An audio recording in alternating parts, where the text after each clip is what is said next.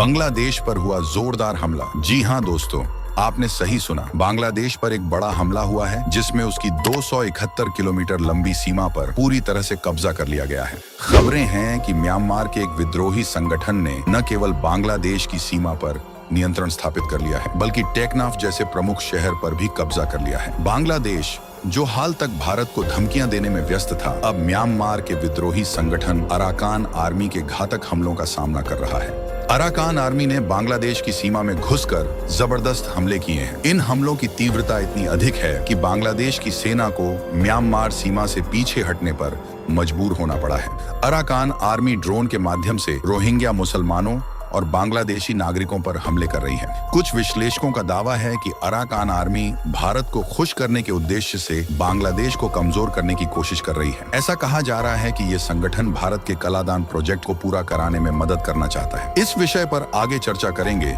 कि इन दावों में कितनी सच्चाई है। साथ ही यह भी जानेंगे कि कलादान प्रोजेक्ट क्या है, अराकान आर्मी कौन है और आखिर क्यों इस संगठन ने बांग्लादेश की सीमा पर कब्जा कर लिया है। दरअसल बांग्लादेश दो देशों के साथ अपनी सीमा साझा करता है। इसके तीन ओर भारत है, जबकि एक ओर म्यांमार। म्यांमार का रखाइन इलाका बांग्लादेश की सीमा से सटा हुआ है। फिलहाल रखाइन में अराकान आर्मी ने बांग्लादेश के खिलाफ मोर्चा खोल दिया है और हाल के दिनों में लगातार ताबड़तोड़ हमले कर रही है। म्यांमार में चल रहे गृह युद्ध के कारण देश के विभिन्न हिस्सों पर अलग अलग विद्रोही संगठनों का नियंत्रण है। इनमें से एक है रखाइन क्षेत्र, जहां अराकान आर्मी का दबदबा है। आपने जिन रोहिंग्या मुसलमानों के बारे में सुना होगा, वे इसी रखाइन क्षेत्र से संबंध रखते हैं। इस इलाके की जनसंख्या में लगभग 30% रोहिंग्या मुसलमान और 60% से अधिक बौद्ध समुदाय के लोग हैं। ऐतिहासिक रूप से यह इलाका बौद्ध समुदाय का गढ़ रहा है, लेकिन जब रोहिंग्या मुसलमानों ने यहाँ बौद्ध समुदाय के लोगों पर हमले शुरू किए तो इसके प्रतिशोध में 2009 में अराकान आर्मी का गठन किया गया। अब तक अराकान आर्मी की लड़ाई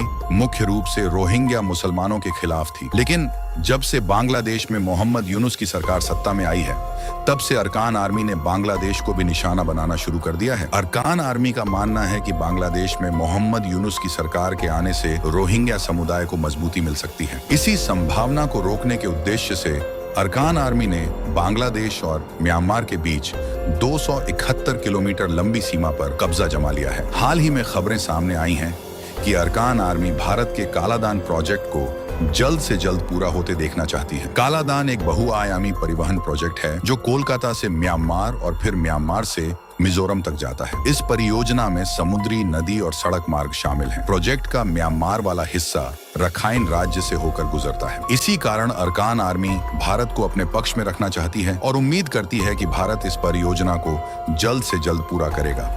म्यांमार में वर्तमान समय में कोई स्थिर सरकार नहीं है और विभिन्न इलाकों में विद्रोही गुटों का नियंत्रण है। रखाइन राज्य में भी सभी महत्वपूर्ण निर्णय अराकान आर्मी ही ले रही है। ऐसे में यह विद्रोही संगठन भारत के साथ अपने संबंध बेहतर बनाने और प्रोजेक्ट के शीघ्र निष्पादन पर जोर दे रहा है।